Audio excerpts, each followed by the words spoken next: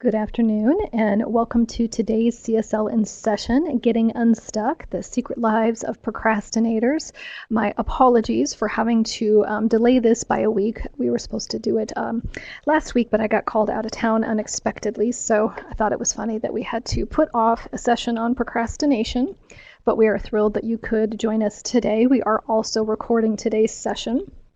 My name is Christine Krieger, and I am the Professional Development Consultant for the Colorado State Library.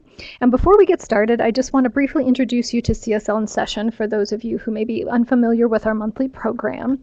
So you may be familiar with webinars that are kind of one way where we talk at you for an hour, but we're going to shake things up a little bit today. And there will be plenty of time for you guys to ask questions and share your ideas and your thoughts as we go through. We're trying to engage everyone in a conversation on a specific topic so that we can learn from each other as we move through. So the primary way that you will communicate today is via the chat box, which is the bottom left-hand corner. A couple people, I was doing some audio testing earlier, so they familiarized themselves with it. And feel free to ask questions at any time as we go through. There is a handout that is not required during today's session, but just above the chat box. If you click on where it says Procrastination Playbook, you can download the file. If you happen to have a printer super nearby, you can print it out really quickly. Unfortunately, it is a PDF. Adobe Connect only allows us to do a PDF versus a Word document. Otherwise, I would have uploaded the Word document so that you all could take notes. But once again, it's for note-taking purposes primarily. And there are resources there also, but you can either download it now or after the session. It's also available on the CSL in Session website. So also, if you are having any tech issues, you can get a hold of me. I am in the upper left-hand corner where it says Colorado State Library. If you hover over that, you can send me a private message and I can try to work with you to see if we can get the issue resolved. Once again, we are also recording today's session. So without further ado, I am delighted to introduce Jean Heilig, who is the Fiscal Officer for the Colorado State Library. And today I am actually going to be presenting alongside Jean Heilig.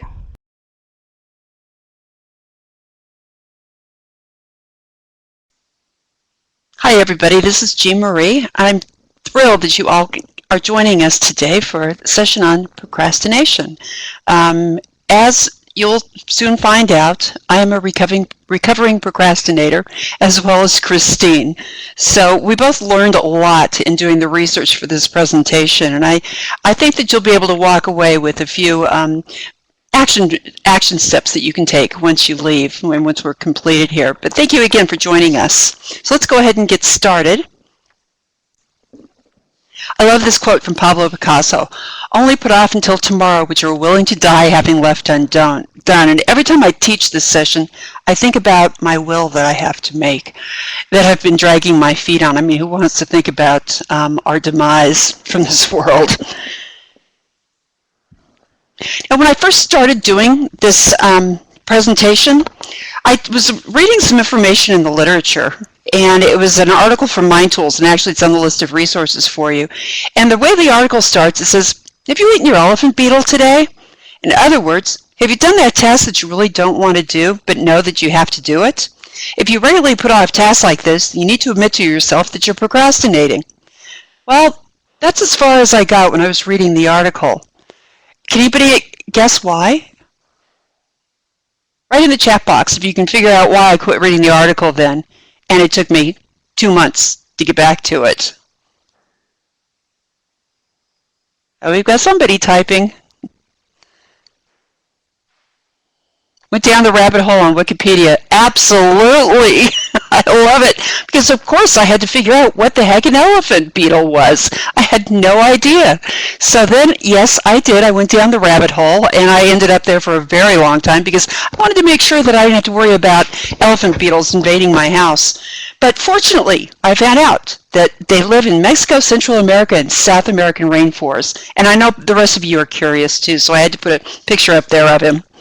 But the whole thing about the elephant beetle, though, is that what we need to do every day is we need to aim to eat an elephant beetle first thing every day. You want to get those tasks that you find least pleasant out of the way early, and this will give you the rest of the day to concentrate on the work that you find more enjoyable. So that's your first tidbit to overcome procrastination. And what I do is I like to write those emails that I've been putting off and dreading and just get them off my plate first thing in the morning. So remind yourself to eat your elephant, beetle. Now, hopefully by the end of our session today, you'll be able to identify the triggers that cause you to procrastinate and walk away with strategies to help you overcome the habit, and I think you will. I think we'll accomplish both of those and more.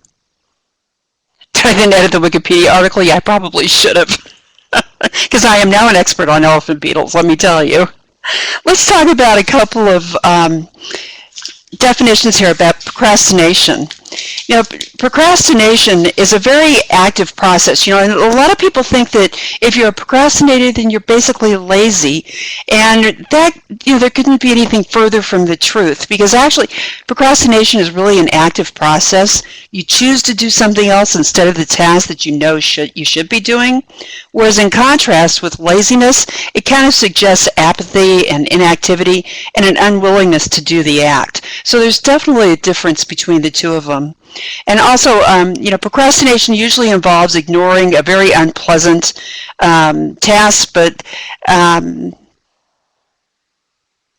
to actually put, you know, those unpleasant tasks below the ones that are a little bit more enjoyable or easier to do. So now, me and Christine have already admitted that we're, you know, recovering procrastinators, but there's a lot of people out there that are procrastinators. And one author of an article I read said that because procrastination is such a part of the human condition, that 95% of people admit to putting off work. And one author even suggests that the 5% who claim they don't procrastinate are probably lying or trying to fool themselves. So all of us at one time or another definitely do procrastinate. If you look at some of these famous people, such as Margaret Atwood, she typically spends the morning procrastinating and worrying about her writing, and then she'll plunge into a manuscript in a frenzy of anxiety about 3 o'clock in the afternoon. And Leonardo da Vinci, he was very easily distracted.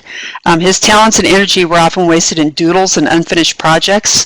And to give you an idea, the Mona Lisa took him 16 years just to complete it.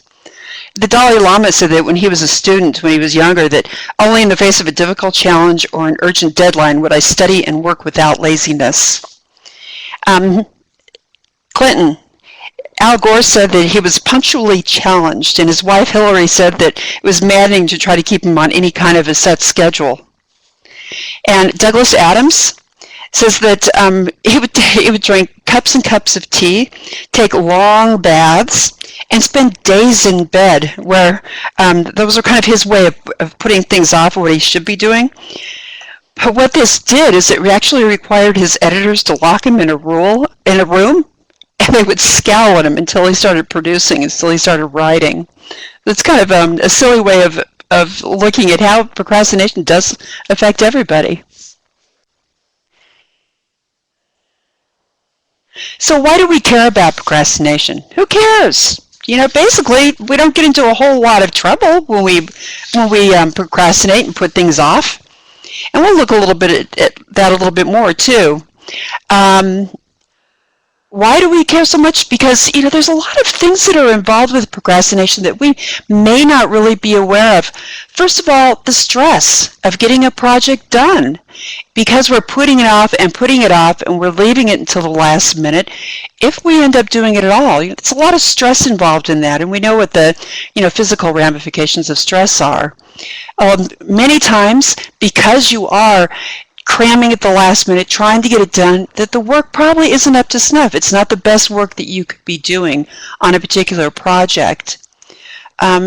It can, you know, reduce morale of other people in your office because they're seeing, you know, you as an individual getting away with procrastinating time after time after time, and, you know, they're wondering, well, why am I working so hard? Why am I trying to get the boss this information on the due date when so-and-so over here, you know, doesn't, you know, is always late or always at the last second? So sometimes you need to think, you know, outside of the realm of, you know, what it's doing to yourself, but also what it may be doing to others as well. Now I'm going to turn it over to Christine. Okay, so now that we know the cost of procrastination, we're going to take a quick quiz. And this is going to be just a little bit of an experiment with Adobe Connect. You can click on the link that is actually available on the slide, and it should open for you in a separate window so that you still should be able to hear my voice. I'm also placing the link in the chat area. What I'd like to have everybody do is click on the link to access the Mind Tools procrastination quiz, and take a few minutes to answer the questions. Kind of go with your gut feel. Don't spend a lot of time thinking about it. When you're done, it will give you a score. If for some reason you don't want to take the quiz, once again, it's not going to affect what we talk about for the rest of the session. When you're done, if I could have everybody close out of their browser window that the Mind Tools is in, it still should leave Adobe Connect open. And in the upper left-hand corner, there's a man who's raising his hand. If you click on that, it gives you a way that you can kind of raise your hand. So if you could raise your hand when you're done taking the quiz, then I will know that we're ready to move forward. So I'll give you just a few minutes to do that. And type in the chat if you have any questions.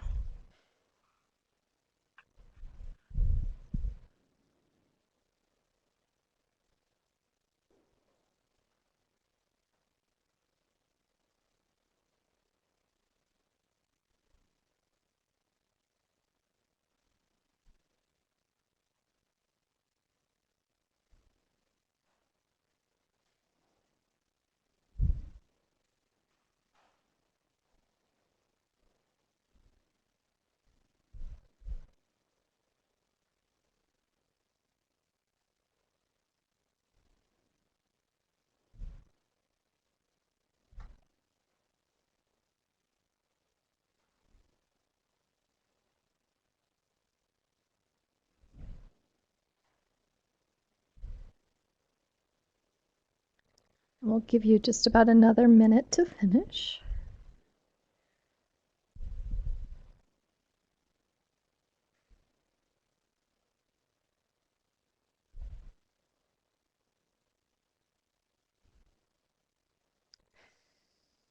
And the Mind Tools quiz is also included in the resources that are in the playbook. And once again, you can access those after the session, also on the CSL in Session website. So, all right, it looks like there are several people that are done. All right. So I think what we're going to do is go ahead and move forward. And if you didn't get a chance to finish, you can revisit it at another time. So now we're going to do just a quick poll. Once again, no judgment, but if you can remember what your score is, if you could put it in the poll area in the middle of the screen, and we can kind of see where we are. Meanwhile, I'm lowering people's hands, if you're curious. Thank you for doing that for me.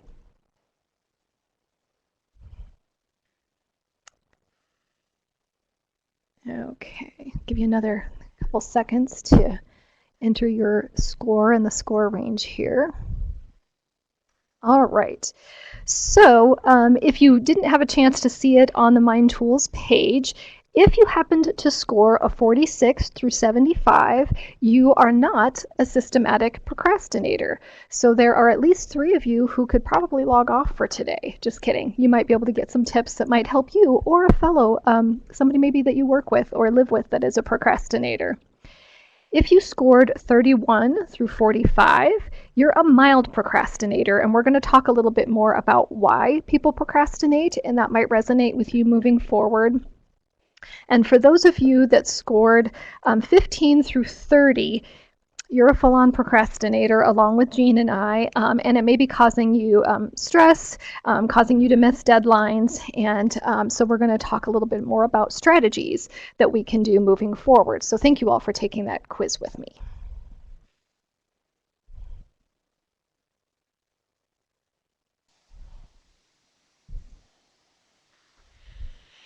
So now we're going to talk a little bit about how we procrastinate.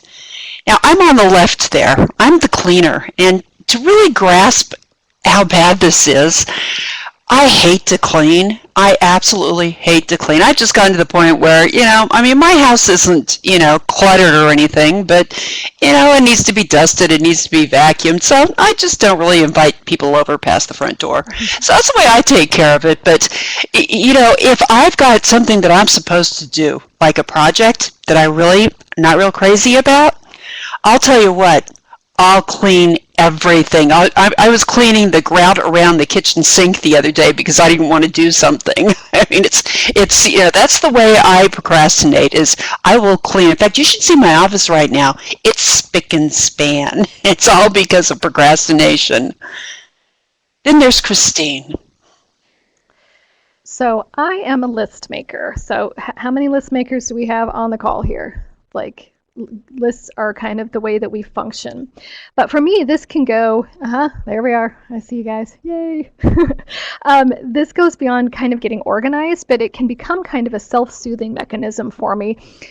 Part of it is to make sure that I can actually get everything done that I'm supposed to get done in the time-space continuum that we actually live in. And for those of you who aren't list makers and are kind of like, why do people like making lists so much? I don't understand. When you cross stuff off of a list, you actually get a little hit of dopamine. So I think that's one of the reasons why we like this. So on the next screen, I'm going to allow you a little glimpse into my brain. So it may be a little disturbing for some of you, but these are just two of my lists. One is, on the left is Trello. It's a free to-do list software that I use. And that's how I manage kind of my day, my week, projects that I have that are ongoing.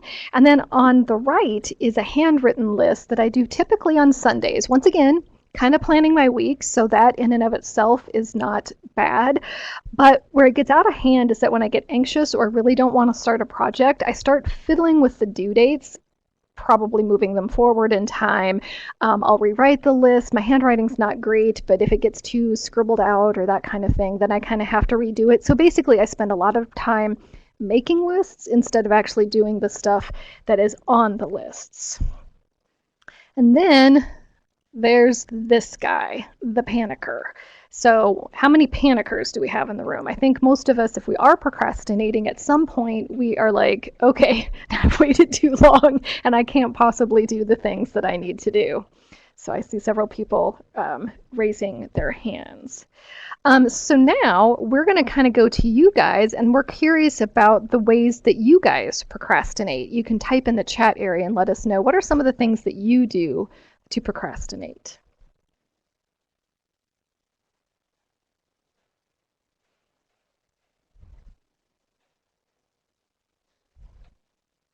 It's easy to get sidetracked. Yeah, moving deadlines. It's like my favorite thing, especially if they're deadlines that I've set for myself versus somebody else.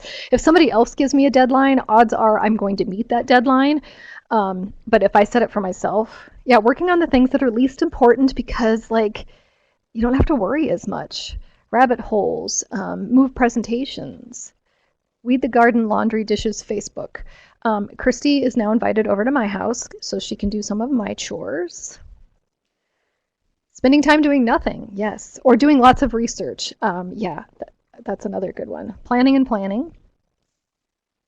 Naps. I'm on with you. And go get help with other projects. And Scott was asking if the presentation was moved because it was supposed to be last week, and was it intentional? No, well, it wasn't. I actually got called out of town unexpectedly, so that was not procrastination. It was actual real life interfering. Ooh, Debbie has offered to bake us all cookies when she's procrastinating. Binge watching TVs, binge watching TV, planning, and of course attending webinars about how not to procrastinate. So these are great. Thank you so much.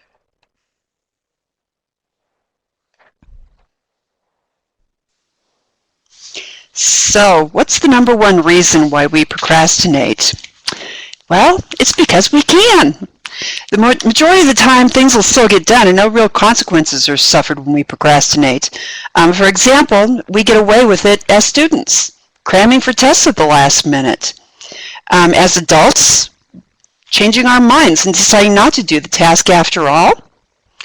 work, if when we're in the office, another member of the team gets worried and tends to pick up the slack because they need something from you in order to get their job done. And what about at home? Well, we can work around chores that are not finished or count on someone else to do them.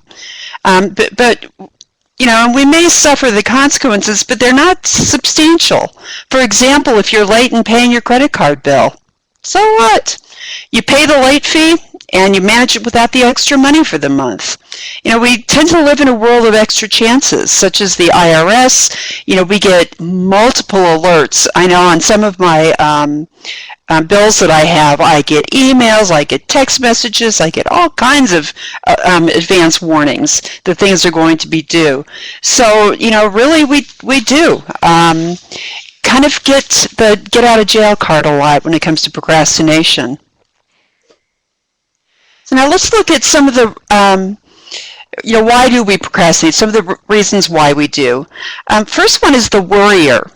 And that's where the task seems to be too risky or unnecessary, and it's much easier just to stay in our comfort zone and avoid any kind of change that may occur. Then you've got the defier, and this is the person who thinks that the task they've been assigned seems really unfair or unnecessary, and that it's just kind of a waste of time and energy to even do it. Then, of course, the easily distracted, and this happens to me a lot as well. When you have to constantly shift gears, especially when you work in an office or in a library where you have people coming up to you all day asking you different questions, it's really easy to get distracted and go off on another tangent or start doing something else. Then, of course, you have the crisis maker, and that's the person who works best under pressure, so they say. They enjoy working under a deadline on a task that might otherwise seem boring. And also there's the person who has the lack of confidence. They feel that they probably aren't equipped to actually do the task, and they're afraid to even begin it for fear of not being able to complete it, or for fear of just kind of looking stupid because they don't know what they're doing. Other reasons why we procrastinate, there are actually medical reasons as to why people may procrastinate. Things such as ADHD, OCD, people who experience anxiety or depression, they may find themselves procrastinating. There are people who dread doing the task, just don't want to do it. Then you've got the dreamer, where, its abstract thought is a lot more pleasant to think about than real-life actions that need to be taken. Then you've got the perfectionist, and they would rather avoid doing a task that they don't feel they have the skills to do than to do it imperfectly. And they also find it hard to begin a task because the thought of getting every detail perfect is sometimes so overwhelming. And then once they've started, finishing the task is actually hard because every detail has to be in place. There's, of course, being overwhelmed, where you have doubts about your ability and you're worried about failing, so you put it off and seek comfort in doing work that you know that you're capable of doing and completing. And then you could be creatively blocked. You just don't have, any of the creativity in you to actually get the work done. Especially if you have, for example, if you're writing, if you're creatively blocked, it's almost impossible to get those first words down on a page. Another reason that we procrastinate is if we're poor decision makers. Sometimes we're poor decision makers, where you can't really decide what to do.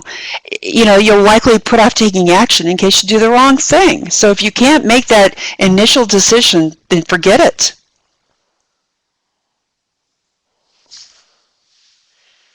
Now I'll turn it over to Christine.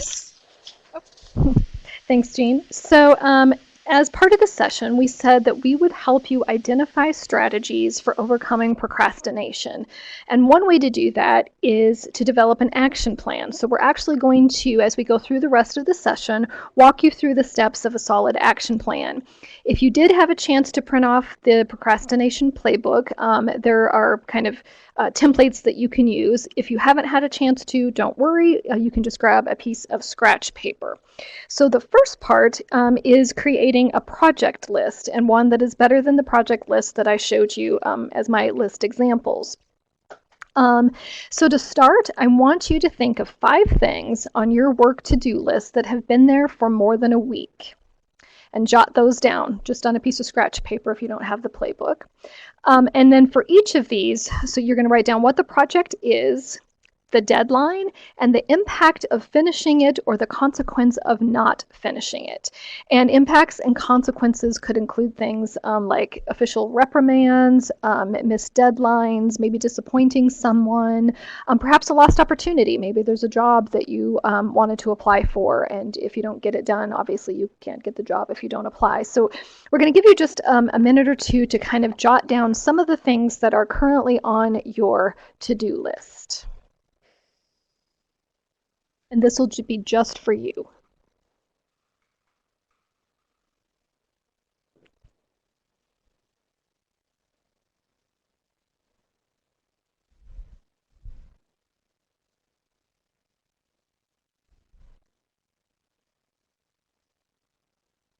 And I think I'll have you guys raise your hand again when you have your items jotted down, since I can't see anybody today.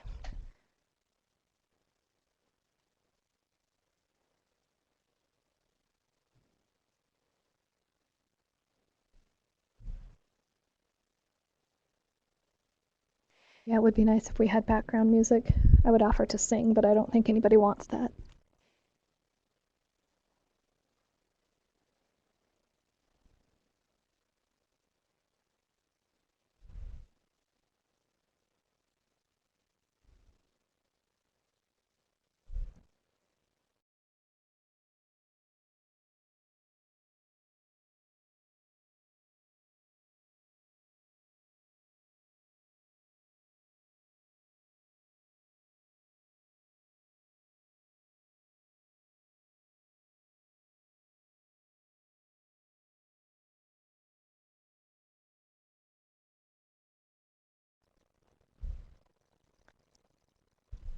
About another minute. Looks like we've got about half of you done.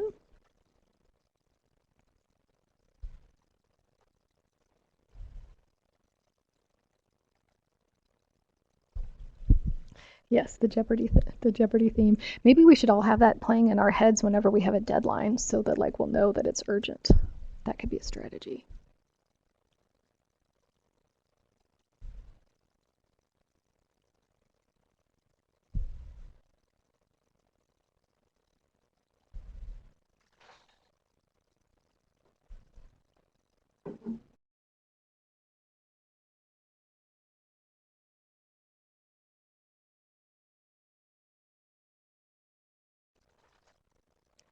Okay, it seems like quite a few of you are done. If not, you can always come back and revisit this, but I think we'll go ahead and move forward.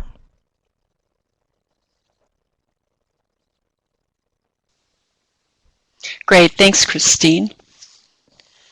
Let's take a look at what makes a task procrastination worthy. So it may not just be us that's procrastinating, but it could be the task itself. So sometimes the tasks they're too difficult, they're too hard, and you really don't want to get started on them. It could be frustrating. Maybe you're waiting for work from somebody else and you really can't get started, or you're part way and you can't get finished until somebody else gets something for you. It could be that it's ambiguous, where it's open to or having more than one interpretation, where it's really having a double meaning, so it's unclear what's expected of you. It could be unstructured, not intrinsically rewarding. Hey, what's in it for me? It's not fun. Same with lacking a personal meaning. And it could be just flat out boring. Let me tell you, I work with spreadsheets all day long. Sometimes I can really get into it, and sometimes, oh my God, it's like pulling teeth. It is so boring.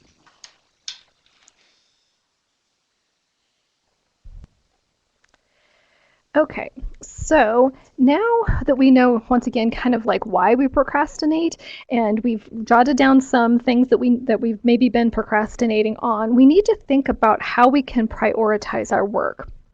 So once again, take a look at your project list, and I want you to place a check mark next to the projects that will have the greatest impact on your life. And no, you cannot place a check mark next to all of them. And then place a star next to items that you and only you can complete. And I'll give you just a couple seconds to work on that.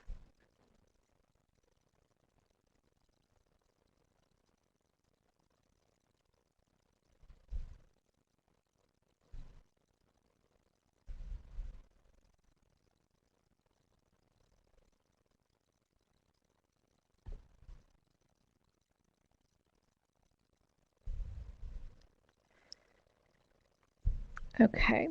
So then if you have your check mark next to the ones that will have the greatest impact on your life, star next to the items that only you can complete, which items on your list fit both of these categories? These are going to be your high value projects. These are the ones that you should not avoid. So when you know what work you really should be working on, it becomes harder to justify putting them off. So go ahead and hang tight with that, and we're going to come back and revisit that again in just a minute. Now let's talk a little bit about resisting the pull of procrastination. What can we do to help us kind of spur us on to actually get that task done? And the first one we'll talk about is actually clearing your space. Because you really can't work effectively if your workspace or your work environment is in total chaos. And you can't expect to work more efficiently or with enough concentration if you don't have all of your materials at hand. If you don't have, your pens, your pencils, if your computer's not up and running, if you don't have supplies, everything that you need to complete your task. And as well as resources, could be, information from other people. It's really easy to step away from a task completely. For example, if you're working at home and, oh my gosh, I don't have enough paper clips, hop in the car and go to Office Depot and go down that rabbit hole of looking for supplies. So you really want to make sure that you've got everything there to help you get started. And also, as you're working through your project, if you're having to stop midstream and you have to go and get something. And I agree with Christine 100%, the Container Store is a very dangerous place. And the next thing I want to talk about is disconnecting. And this one's a really, really hard thing to do.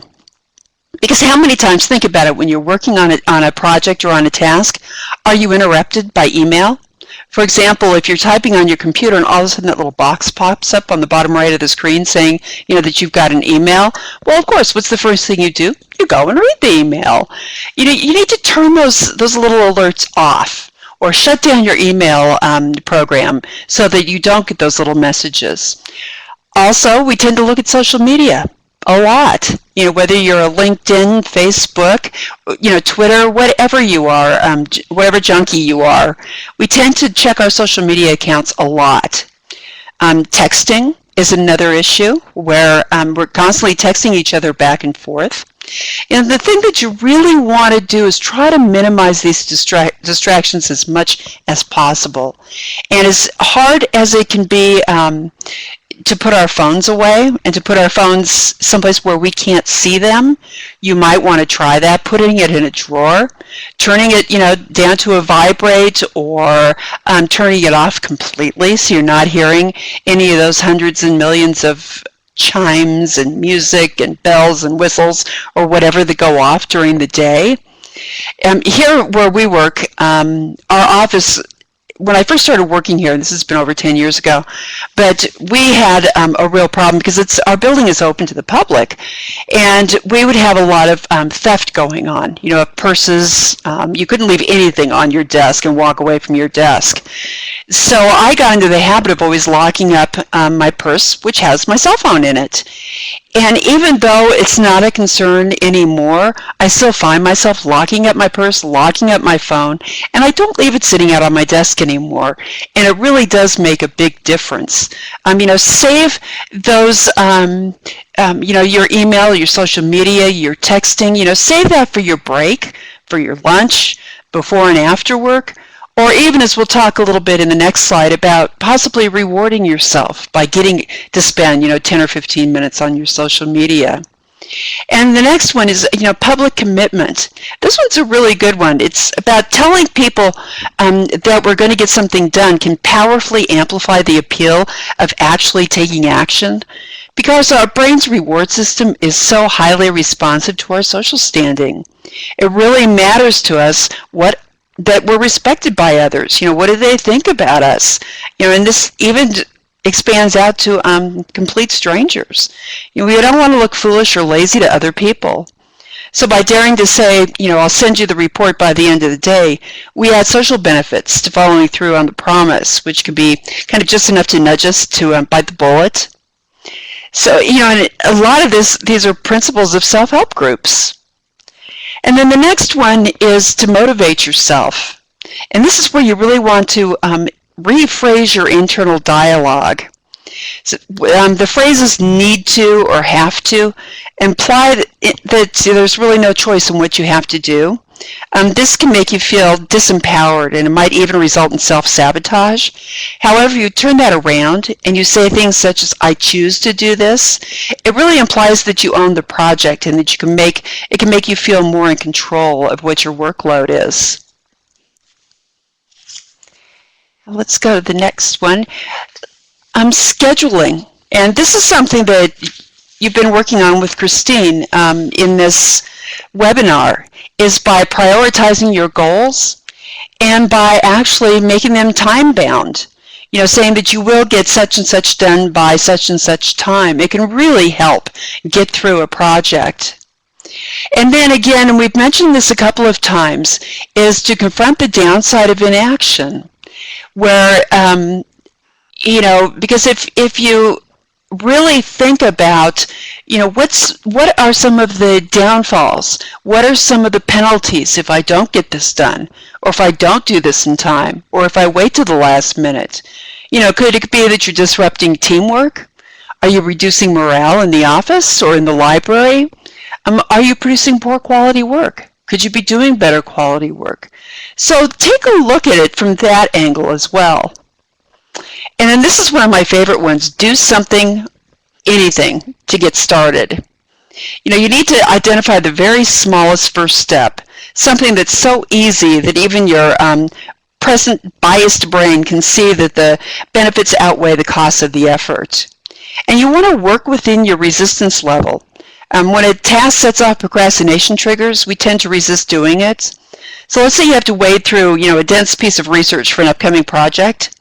So to find your resistance level, consider the effort you can commit to the task along a sliding scale. For example, could you focus on reading for an hour? And if if that's too much, if it still seems pretty unpleasant for you, what about 30 minutes? And then you can just keep shortening the time, the amount of time until you find a period where you're no longer resistant to the task. I was in a workshop many years ago, and it's something that I still use today, that they said that anybody can do anything for 10 minutes. So just tell yourself, I'm just going to do this for 10 minutes and see where it takes you. I do that when I clean house because I hate cleaning so much. And I'll say, okay, I'm going to go into the kitchen and I'm going to pick up the dishes, dirty dishes, for 10 minutes and load up the dishwasher and run the dishwasher. Now I'll get as far as I can in 10 minutes because that's my comfort level. And 9 times out of 10, I'll just end up finishing the task. Or I'll go on to another task that's related. So keep that in mind, that you can do anything for 10 minutes. And then the last section here is to reward yourself. Now, don't be afraid to give yourself treats. If you've accomplished a difficult task, if you've accomplished something that you've been putting off, over and over again, give yourself time to spend on your social media accounts. Go buy yourself an overpriced cup of coffee. That's what I like to do. Take a Starbucks run. It always makes me, and think about the way it makes you feel when you reward yourself. It could be chocolate is your reward. Buy yourself a present. Go have a massage. There are a lot of different things that you can do to reward yourself in small ways. Or if it's a big project, then reward yourself with something big. Take a day off, take a vacation day, and go do something fun. So those are just a few things. Now let's talk a little bit about some of the barriers and breakthroughs. Now we talked about some of the things that we do to cause us to procrastinate. And the first one was the worrier. Now, if you are a worrier, some of the things you can do is you may want to break down your tasks so that it tends to reduce the anxiety that you're feeling. And also, don't allow what-if thinking to take you out of action. And the second one, you remember, is the defier, the one who feels that the task is a waste of time. Well, you can choose your battles and consider the consequences. That's a good one. And also channel your rebellious side into a cause that you really care about. The third one is the crisis maker. waiting to the last minute to get something done, so that there's a lot of stress involved. You can set tighter interim deadlines. So for each of those steps to get your project completed, just set the timelines a little bit tighter. And try to get your adrenaline going with other activities as opposed to the task at hand. And lack of confidence, build your skills. And instead of saying, I can't, say, I will. And also, don't be afraid to ask for help. And then the last one is the easily distracted. And that's where you need to create an ideal work environment. If you find yourself staring out of a window a lot, close the blinds, go to a room that doesn't have windows. Try to use distractions as rewards. So if you are constantly distracted by, the ping of your email, then, give yourself a reward after you finish, one of the steps in the task by letting yourself read your email. And the next one is if your creativity is blocked, then you can, change your location. Sometimes, just by, getting up from your desk or getting away from behind the reference desk or wherever you normally work, just a little change of scenery can really help. And also brainstorming with others. By getting ideas from other people can sometimes get those creative juices going. If you're dreading an assignment, make sure that you're rewarding yourself. And again, try making that 10-minute promise. You can do anything in 10 minutes. The next one is being overwhelmed, where you can break your tasks into smaller, more manageable ones and set small amounts of time and achieve as much as you can in that amount of time. And of course, the perfectionist, that's the biggest thing, is to learn to make mistakes. And making mistakes is all right. It's all a process of learning. And set realistic goals before you start. Don't try to set those expectations so high that you won't accomplish them. And if you're a dreamer, plan out your tasks in writing, not just on the computer, but actually handwrite them.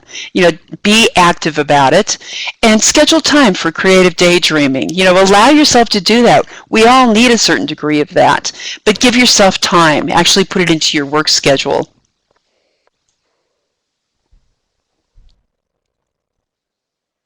All right, so now that we've talked about some additional strategies for how we avoid procrastination, I just caught that wording, we're avoiding procrastination now. It's time to move forward with our action plan. So the next step is to take the high-level tasks that you have both, once again, both the check mark and the star next to, and write down what the task is, maybe on a new piece of paper.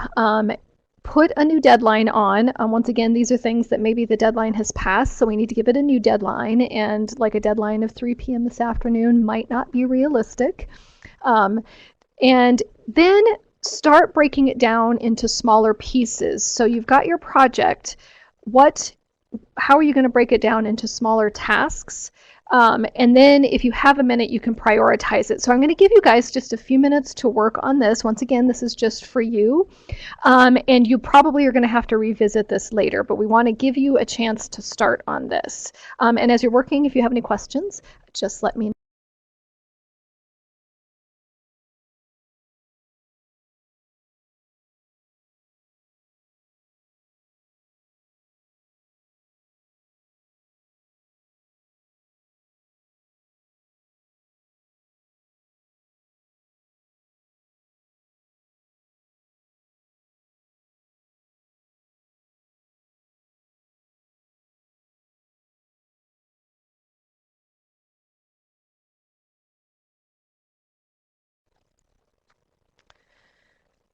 And while you guys are working, somebody posted that she thinks unrealistic deadlines is part of her procrastination issue, which I can relate to quite as well. So maybe a strategy might be checking in with somebody else at work and being like, okay, well, I think I can have this done by this date, but like, am I being realistic? Maybe somebody who knows a little bit about the project can maybe help you set some realistic deadlines.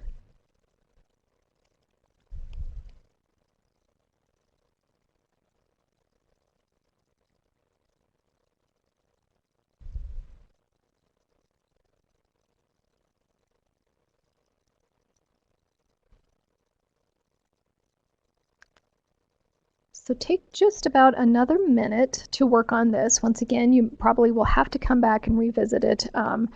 But we once again wanted to give you kind of an idea of how you can start moving forward with an action plan by breaking things down.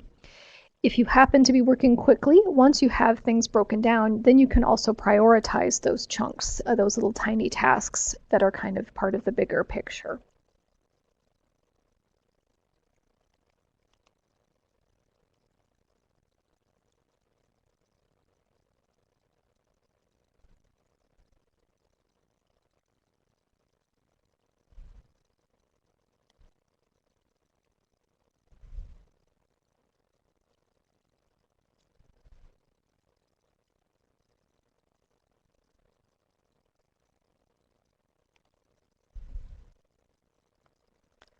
Give you just about 30 more seconds before we move forward.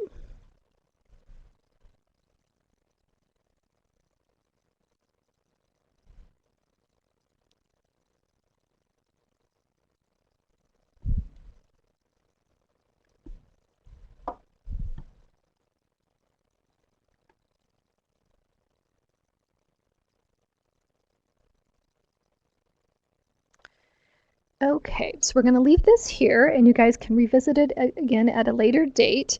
But the last part of this, as Jean alluded to earlier, is how you can sort of reward yourself for taking action. And so what you would do for the next piece is for every little small component of the project, you would once again create your task list, and then you would reward yourself. And this is kind of cool because you get to reward yourself for every piece that you work on. So we're not going to have you work on this right now. You can revisit your own list in just a minute, but let's brainstorm a little bit in the center chat area. What are some incentives or motivations or rewards that work for you?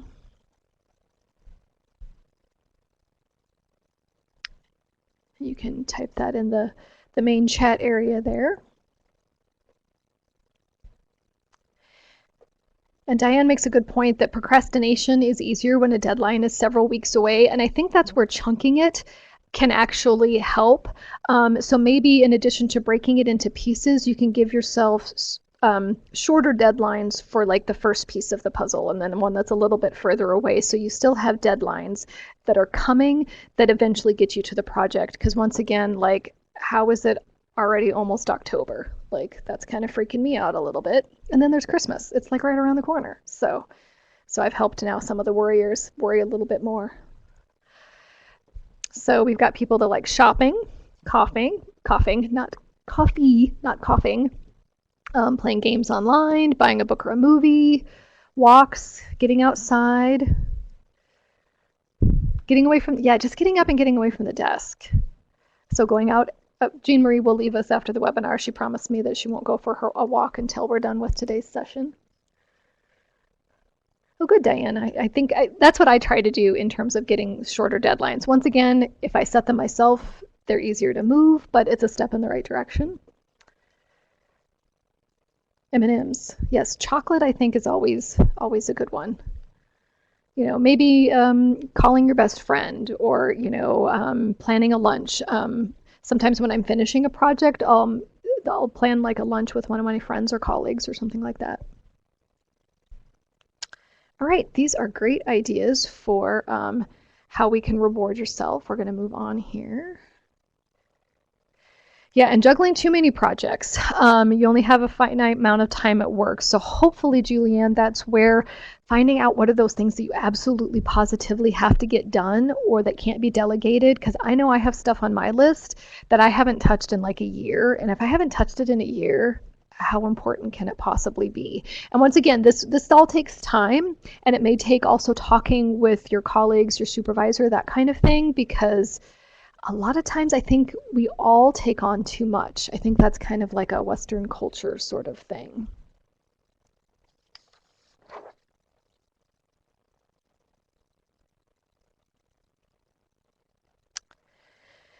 So we're getting close to the end of our session here. Before we do our final activity, I see a couple people have typed in some ways of helping, but does anybody have any other questions or any other ideas that you want to add before we take you to your final action piece? Mary was saying that something that helps her is to clear everything out except for the one thing that you need to get done, like everything else is out of sight, out of mind. Yeah, Jean said that her desk is really clean. Mine is not. And I keep sort of uncovering like sticky notes and things and remembering new things that I have to do. So I think that that is also a very good thing.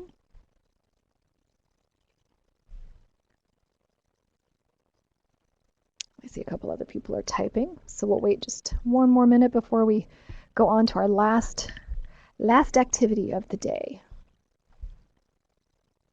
or of the webinar. Ooh, a TED Talk on procrastination by Tim Urban. Let's see if I can find that.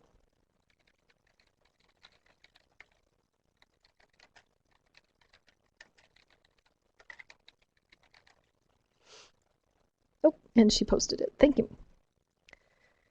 Thank you, Matt. That's great. Yeah, sometimes just changing your location. I don't know about you guys, but the offices that Jean and I both work in, we share them with other people. Jean is actually kind of out in a hallway almost. And I'm in an office with a couple other people, but it's also not like, it's a great place to work because of the people, but it's not an awe-inspiring location. It's a cube farm, and so like that's why sometimes I'll work from home if I need to be creative. And once again, I have the opportunity to do that because I don't work a public desk. So not everybody has that opportunity, but just changing location. Yeah, and we don't always have to do everything ourselves. I brainstorm a lot with other people to try to get ideas that can help me get started. Sometimes maybe I'm not the right person for the job.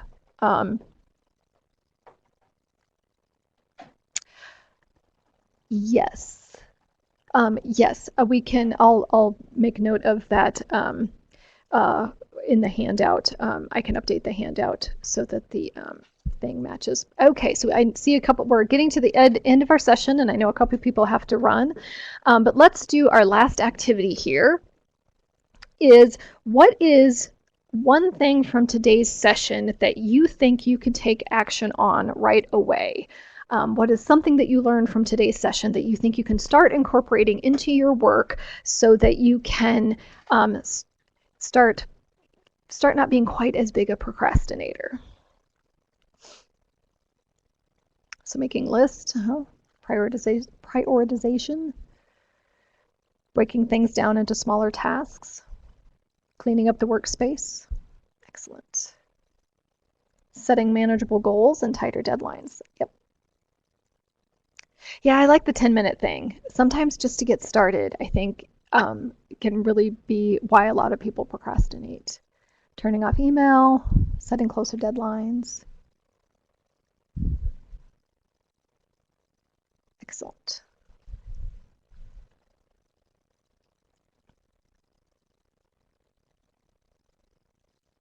Realistic deadlines. And I think that's something that takes practice, because we often want to do so much there's no shortage of work to be done.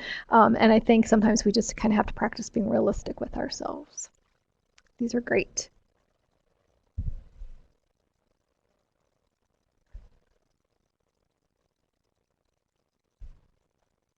Yeah, the high versus low tasks, that was kind of an aha moment for me, because I like to say yes to everything, especially if I'm working with other people. And once again, sometimes maybe Christine isn't the best person for the job. All right, well, I think we're going to go ahead and wrap up today's session. Thanks to all of you for attending today, especially since we had to postpone it from last week. Just as a reminder, we will have the archive available on the CSL in Session website, probably within the hour, and I will also make sure to get the slides up there as well. We would love to have you all fill out the survey for today's session. We are always taking your feedback into consideration when we plan sessions and when we how we can make things better. So you can either click on the link and open it right away. I'm also putting the link into chat. Once again, the CSL in Session website is also here. The archive will be there shortly. And you can find out information about our upcoming CSL in Session, which will be on Wednesday, August 8th. No, it is not August. It is going to be on, I want to say it's a Tuesday, October 23rd. I didn't change my notes. We're going to be talking about how you can curate your best collection. So once again, that'll be on the CSL in Session website. My apologies for getting that wrong. And once again, thanks everybody for attending today and for sharing your thoughts and ideas. And hopefully you were able to walk away with the start of an action plan that will help you move forward with the tasks that have been sitting on your to-do list for a while. And thanks also to my partner, Jean Marie, who came up with the idea for this session. Thank you, everybody. I really appreciate you attending, and I came away with a couple of great resources to explore. I hope everybody has a great rest of your day. Thank you so much.